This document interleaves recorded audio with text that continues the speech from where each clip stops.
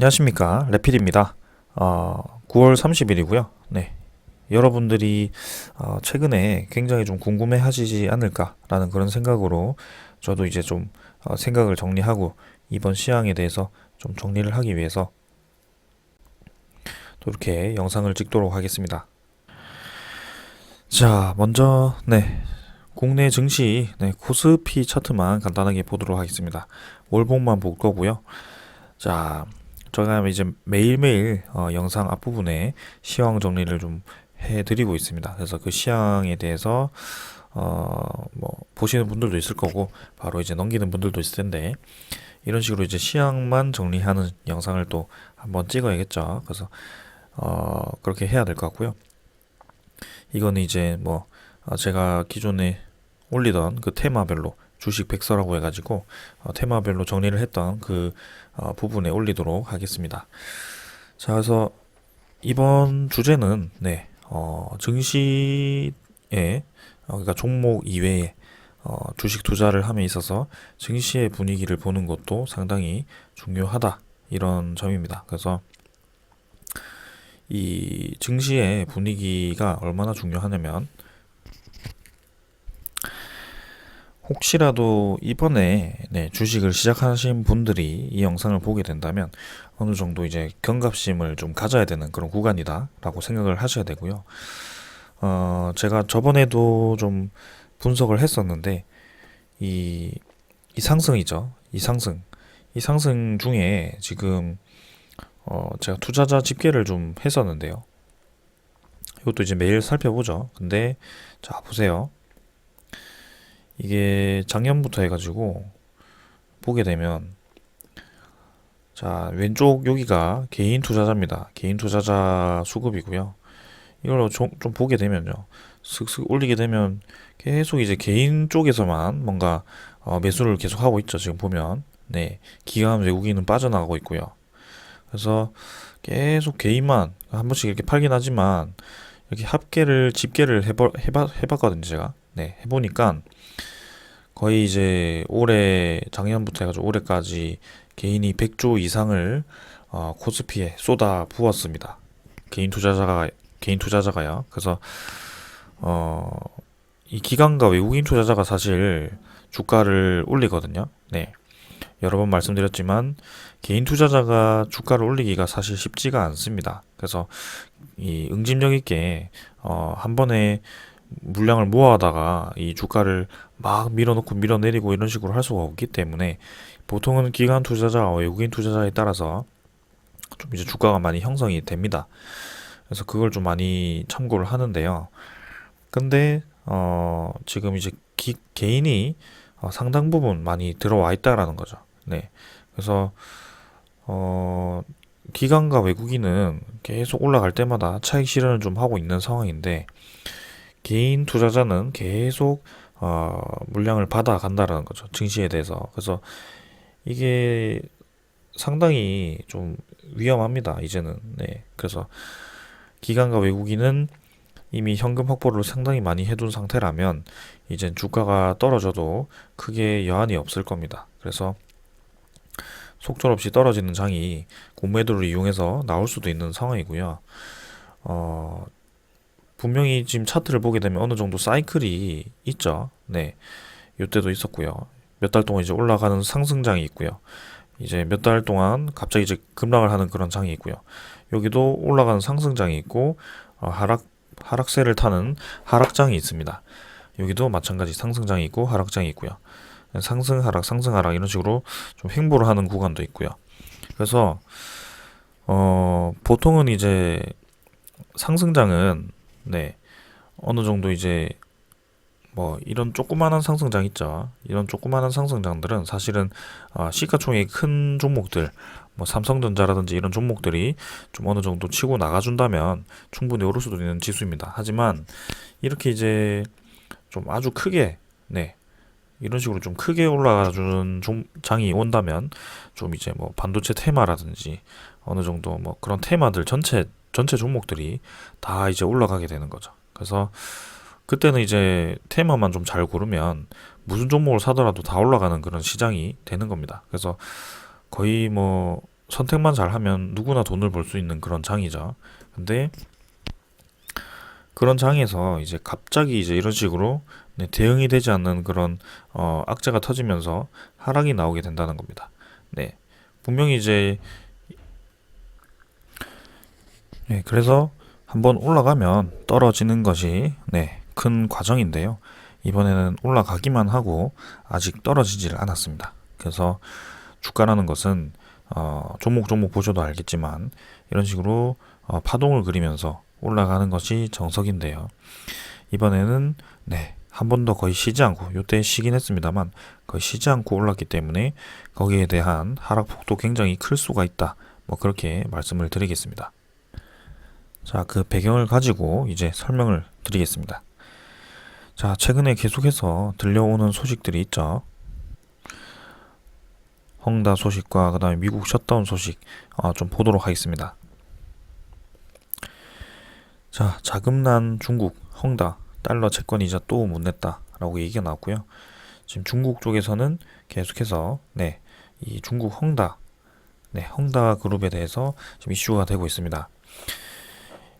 부동산 개발 회사 헝다 그룹이고요. 헝다 그룹이 29일 달러화 채권 이자 4,750만 달러 560억 원에 대한 이자를 또 지급하지 못하면서 이런 식으로 파산 위기에 몰렸습니다. 자, 이게 지금 왜 문제가 되냐? 중국 쪽에 부동산 투자 그룹이 이렇게 넘어간다라고 하는데 왜 문제가 되냐 하면 이게 이 전 세계 금융권이 요즘은 다 연결이 되어 있습니다. 네, 다 이런 식으로 연결이 되어 있습니다. 그래서 어느 하나가 타격을 입으면 다른 금융권들도 타격을 입을 수밖에 없는 그런 상황이 되어 있는 거고요. 그래서 이게 지금 이 헝다라는 그룹이 왜 여기까지 왔는지 그 배경을 살펴보면 중국 쪽이 이제 부동산 투자를 굉장히 부동산 광풍이 불었었죠. 그 부동산에 대해서 중국 정부가 이제 그 규제를 하기 시작하니까 부동산 가격이 떨어지게 됩니다. 근데 이 부동산을 어떻게 했냐면 동시다발적으로 이제 빚을 내 가지고 비투를 했다라는 거죠. 그래서 그 비투를 하게 되었는데 실물 가격이 떨어지게 되니까 당연히 거기에 대한 부채를 갚을 수 없는 그런 상황이 되어 버린 거죠. 그래서 이런 식으로 지금 충격을 받는 상황이고요. 지금 중국뿐만이 아닙니다. 사실 중국뿐만이 아니고 미국을 좀 보았을 때도 미국 셧다운은 피했지만 디폴트 우려는 증가되고 있다. 30일에 예산안 표결을 한다. 그래서 지금 미국 쪽에서도 이 디폴트 우려가 되고 있습니다. 디폴트라는 것은 채무 불이행이라는 거고요. 이게 국가적으로도 지금 빚이 너무 많아가지고 이제 채무를 이행을 할 수 없는 그런 상태에 달했다. 뭐 이렇게 보시면 됩니다. 그래서 그만큼 이제 국가의 부채를 많이 찍어내서 부채가 많이 늘어나 있는 상태였고요. 거기에 대해서 부채를 늘리지 않거나 지금 계속 이런 식으로 진행이 된다면 디폴트를 선언할 수밖에 없다라고 얘기를 하는 것 같습니다. 그래서 왜 미국도 이런 식으로 진행이 되고 있고 중국도 이런 식으로 진행이 되고 있는지 거기에 대해서 경험을 가지고 있죠, 우리가. 이게 미국의 리만 브라더스 사태라고 해서 2008년에 미국발 금융위기죠. 2007년부터 시작됐죠. 그래서 미국발 금융위기가 시작되었는데요. 그때 아주 크게 코스피를 포함해서 글로벌 증시가 급락을 한 적이 있었습니다. 그때가 아무래도 표본이 될 수 있고요. 지금 그 내용을 좀 보게 되면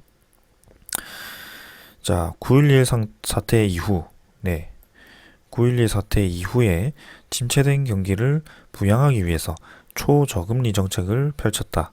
그리고 미국 금융회사들은 이를 이용해서 주택 대출을 확대를 하고 이게 이제 부동산 가격 상승을 부추겼다. 그래서 이로 인해서 신용과 소득이 낮은 사람에게도 주택 자금을 빌려주는 서브프라임 모기지도 활발하게 진행이 되었다. 그래서 서브프라임 모기지론을 구매해서 주택의 저당가를 활용해서 주택저당증권이라는 금융상품을 만들어냈고, 이게 이제 문제가 됩니다.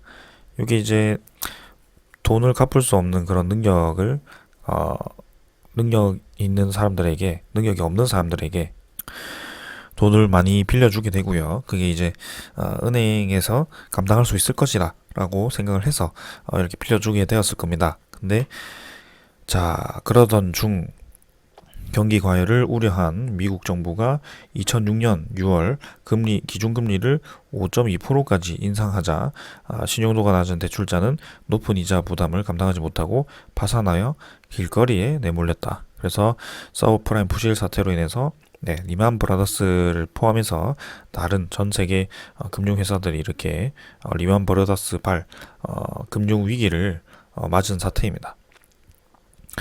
이거를 보시면 여러분들도 지금 핵심이 있잖아요. 그죠? 제가 표시를 해보겠습니다.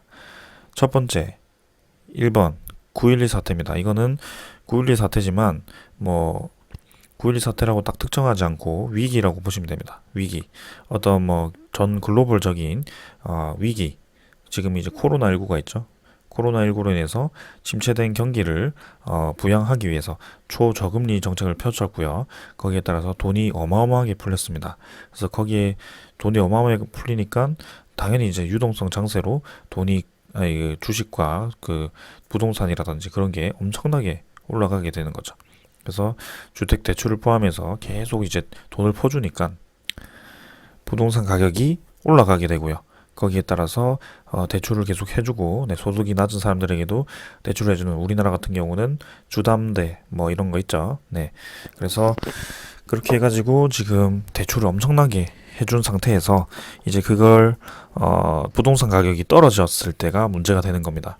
근데 그게 여기 기준금리를 인상을 급하게 해버리니까 그 갚을 능력이 없는 사람들이 많아지고 거기에 따라서 은행 자체도 이제 돈이 회수가 안 되는 그런 위기까지 가는 겁니다. 지금은 이제 이까지 왔죠. 부동산 상승까지. 근데 이게 이제 기준금리가 인상이 시작되는 겁니다. 그래서 여기서 기준금리 인상이 됨에 따라서 어떤 상황이 벌어질지는 지금은 예측을 할 수가 없는 상황입니다. 근데 결코 좋은 방향으로 갈 수가 없다라고 여러분들도 이 케이스를 통해서 느끼셨을 겁니다. 그죠? 그래서 지금 미국의 셧다운이라든지 중국의 헝다 그룹이 망한다든지 이게 이제 두 가지 케이스로 나왔지만 여러 가지 이 글로벌적인 투자 회사들도 지금 위기에 달했을 거고요. 금리 인상에 대해서 굉장히 부담스럽게 느끼고 있을 겁니다. 그럼 금리 인상을 안 하면 되지 않나? 그렇게 생각을 할 수 있지만 금리 인상을 할 수밖에 없는 이유는 계속해서 이제 경기가 회복됨에 따라서 그 풀어놨던 돈이 계속 많이 풀려 있으니까 돈 가치가 이제 계속 떨어지고 이런 식으로 부동산 가격이라든지 주식이 계속 올라가는 그런 현상이 벌어지는 겁니다. 그리고 원자재 가격도 계속 올라가게 되고요. 그래서 안정화를 위해서는 금리 인상을 할 수밖에 없는 상황이고요. 그래서 코로나의 그 경기 침체가 분명히 지금 이제 이 유동성 장세로 주식을 좋게 만들어 놨지만 분명히 큰 위기가 한번 올 거라고 저는 생각을 하고 있습니다. 그래서 기회가 오고 있고요. 거기에 맞춰서 달러도 아주 급하게 올라가기 시작합니다. 자, 물론 이제 2008년처럼 똑같이 진행되지 않게 경험이 있기 때문에 잘 진행을 하겠지만 이번에는 유례 없는 그런 경기 침체를 겪었고요. 거기에 따라서 유례 없이 초저금리 정책을 펼쳤고요.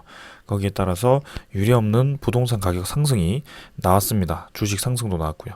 그래서 지금은 모두가 처음 겪는 그런 시장이라고 보시면 되고요. 지금은 주식과 그 다음에 그런 투자금을 어느 정도 회수를 할 때이지 계속 신규로 무리하게 돈을 넣을 때는 아닙니다. 그래서 투자를 하시더라도 이런 주식 입장에서 말씀을 드리자면 자, 이제 다 올라 있는 종목들 있죠. 지금 우량주라고 하더라도 다 올라 있는 종목들을 이 고점에서 사면은 계속 속절없이 떨어집니다. 이런 식으로 천천히 진짜 가랑비에 옷 젖듯이 떨어지게 되고요. 거기서부터 이제 버티기 시작하시면 물 타고 해도 결국에는 회복을 하기까지는 2년에서 3년까지 걸릴 수도 있는 그런 상황이 만들어집니다. 근데 지금은 이제 그냥 요 정도 이제 어깨까지 오셨다면 익절을 좀 하시고 아래에서 좀 자리를 잡고 다시 지켜보는 것이 맞고요. 그 다음에 뭐 바이오 종목이라든지 뭐 항공 종목이라든지 네, 이런 테마들이 있잖아요. 경기 회복 때문에 항공주가 뜰 것이다. 그 다음에 코로나 치료제 때문에 바이오 종목이 뜰 것이다. 백신 때문에 바이오 종목이 뜰 것이다. 아니면 뭐 원자력 종목들 있죠. 내년에는 원자력이 좋을 것이라서 원자력이 뜰 것이다. 아니면 반도체가 있다. 뭐 이런 식으로 보통 이제 테마대로 움직이게 되는데요.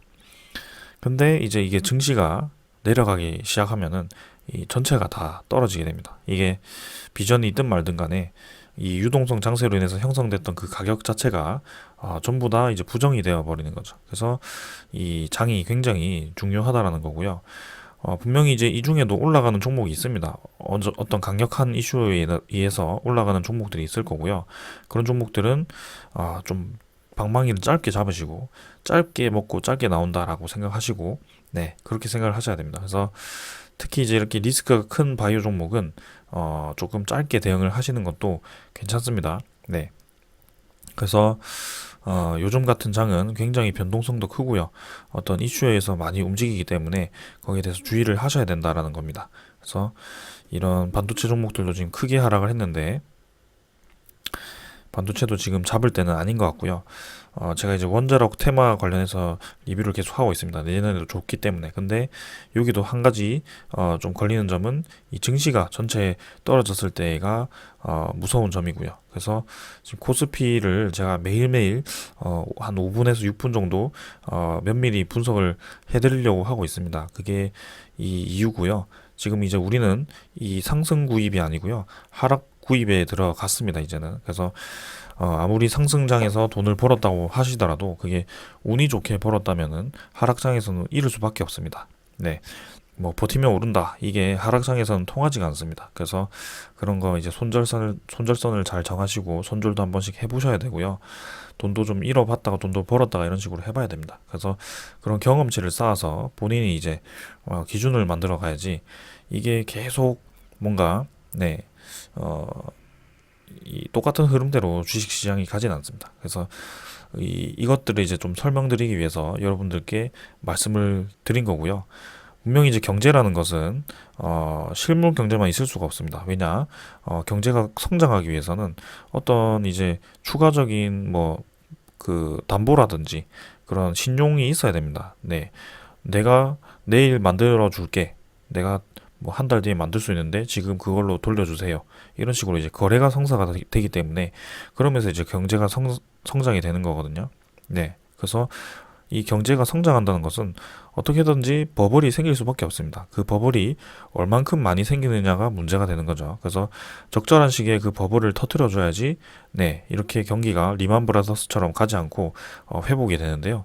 지금은 조금 무서운 것은 이전처럼 다르게 코로나19로 인해서 정말 유례없는 그 버블을 형성을 시켜놨습니다, 지금. 그래서 그 버블이 지금 하나씩 터지기 일부 직전인 것 같아요. 그래서 조금 여러분들도 조심을 해야 되고요. 지금 현금을 좀 확보를 해둔 상태에서 투자를 하시더라도 일부분만 지금 들어가 있는 것이 좀 좋을 수도 있겠습니다. 자, 그래서 오늘은 좀 경각심을 일깨우고자 그리고 하락장을 대비하기 위한 첫 영상이다. 뭐 그렇게 보시면 될 것 같고요.